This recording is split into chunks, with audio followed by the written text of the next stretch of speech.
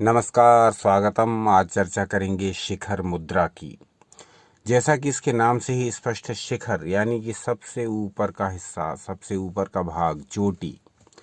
हम में से प्रत्येक व्यक्ति अपने जीवन में शिखर पर पहुंचना चाहता है। हम जो भी कार्य कर रहे हैं, हम जिस भी क्षेत्र में हैं, हम जिस भी स्थिति में हैं, हम सब यही चाहते हैं कि हम अपने अपने कार्य में, हम अपने अपने क्षेत्र में, हम अपनी अपनी फील्ड में टॉप पर हों, शिखर पर हों।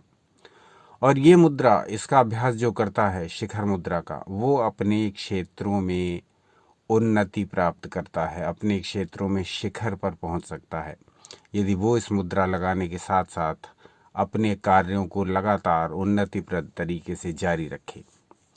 तो शिखर मुद्रा का जो महत्व है वो प्रत्येक के लिए है। ये एक ऐसी मुद्रा है जिसकी आवश्यकता हम सभी को है।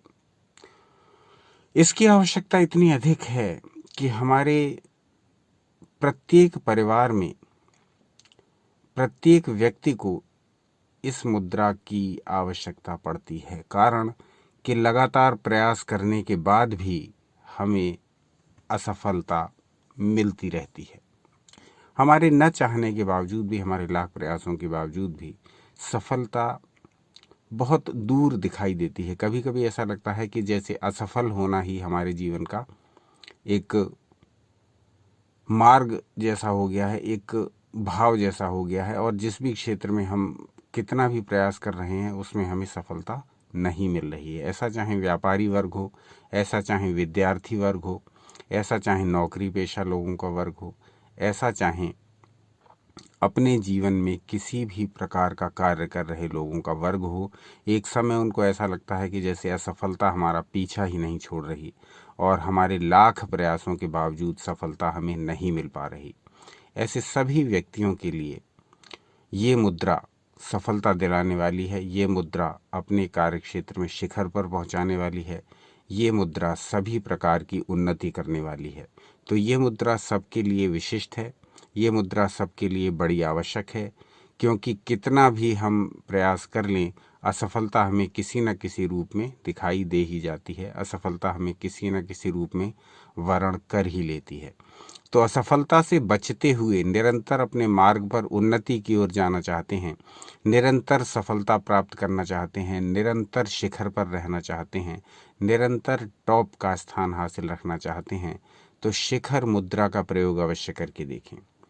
ये एक ऐसी मुद्रा है जो प्रत्येक के लिए आवश्यक है, क्योंकि प्रत्येक को चाहिए सफलता, चाहे वो किसी भी कार्य क्षेत्र में क्यों ना हो।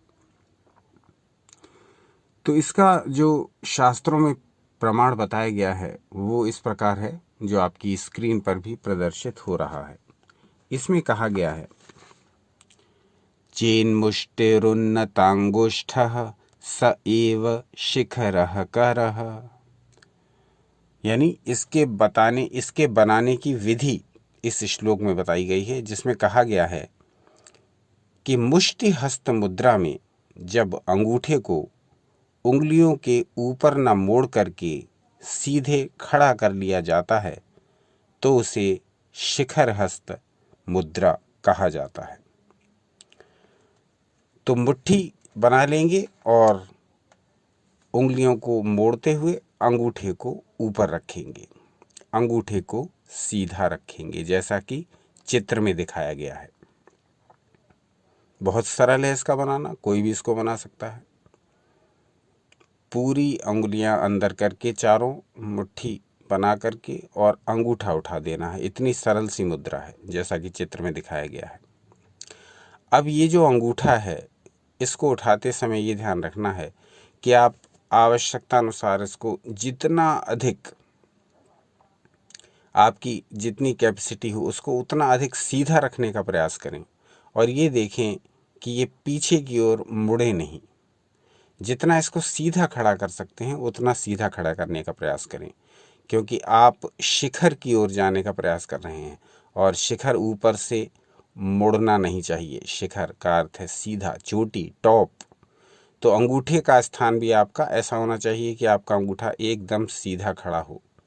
यदि ये संभव नहीं हो पा रहा है तो प्रयास करते रहिए, धीरे धीरे अभ्यास करते रहने पर यह अंगूठा सीधा खड़ा होने लगेगा। क्योंकि कुछ लोग जब इस अंगूठे को ऊपर की ओर खड़ा करते हैं तो वो पीछे की ओर मुड़ जाता है, जॉइंट से एकदम पीछे की ओर मुड़ जाएगा। तब ये शिखर मुद्रा आधी अधूरी मानी जाएगी। ये पूरी तब मानी जाएगी जब आपका अंगूठा सीधा खड़ा हो, शिखर को इंगित कर रहा हो, शिखर को रिप्रेजेंट कर रहा हो, टॉप को, चोटी को। तो प्रयास ये करिए कि जब ये मुद्रा बनाएं तो आपका अंगूठा बिल्कुल सीधा खड़ा हो। अब आप अपनी हथेली वाला साइड अपने सीने की तरफ लाते हुए इस मुद्रा को अपने अनाहत चक्र के पास अपने हार्ट की ओर रखिए और 5 मिनट तक इसका अभ्यास करिए। अभ्यास उसी प्रकार से करना है जैसा कि मुद्रा के हर वीडियो में बताते हैं कि किसी भी स्थान पर बैठ जाएं, नीचे कुछ आसन आदि बिछा लें, रीढ़ की हड्डी सीधी रखें। कोई भी आसन न लगा पाएँ तो पालथी मारकर सुखासन में बैठ जाएं। वो भी संभव ना हो तो चेयर पर बैठकर इसको कर लें। बस 5 मिनट इसको करें और इसे करने से पहले श्वासों को ऑब्जर्व करें। श्वास कहीं तेज तेज या मंद मंद तो नहीं चल रही हैं। थोड़ी देर ऑब्जर्व करेंगे तो सांसें अपनी सामान्य स्थिति में आ जाएंगी। इस मुद्रा को लगाने के पश्चात अपनी श्वासों पर निरंतर ध्यान दें। श्वास किस प्रकार से शरीर में प्रवेश कर रही है और किस प्रकार से बाहर आ रही है। संभव हो तो कुछ देर के लिए उसको रोक कर रखने का प्रयास करें। सांस को भरें, सांस को रोकें, सांस को छोड़ें। मुद्रा लगी रहेगी अब आपके हार्ट के सामने। बस 5 मिनट इस अभ्यास को करिए और फिर हाथ को नीचे लाते हुए अपने दैनिक कार्यों में लग जाइए। तो ये शिखर मुद्रा जो है अपने आप में बड़ी विशिष्ट है, प्रत्येक के करने योग्य है, क्योंकि सफलता प्रत्येक को चाहिए, चाहे वो कोई भी हो, किसी भी लाइन का हो, किसी भी फील्ड का हो, किसी भी क्षेत्र का हो, सफलता प्रत्येक को चाहिए। तो इससे लाभ क्या होता है?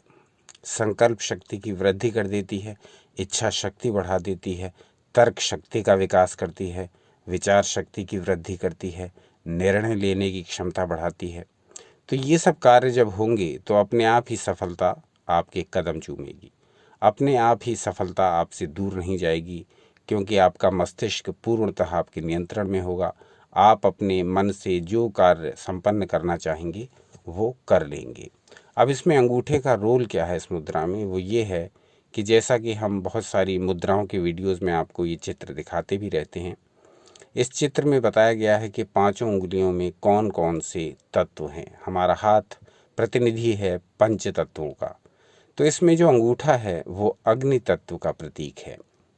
जिस प्रकार से अग्नि का स्वभाव निरंतर ऊपर उठने का होता है। आप अग्नि को कहीं भी जलाइए, किसी भी स्थान में अग्नि प्रज्वलित करिए, वो हमेशा ऊपर की ओर उठेगी, क्योंकि उसका स्वभाव है। तो ये अंगूठा अग्नि तत्व का प्रतिनिधित्व करता है।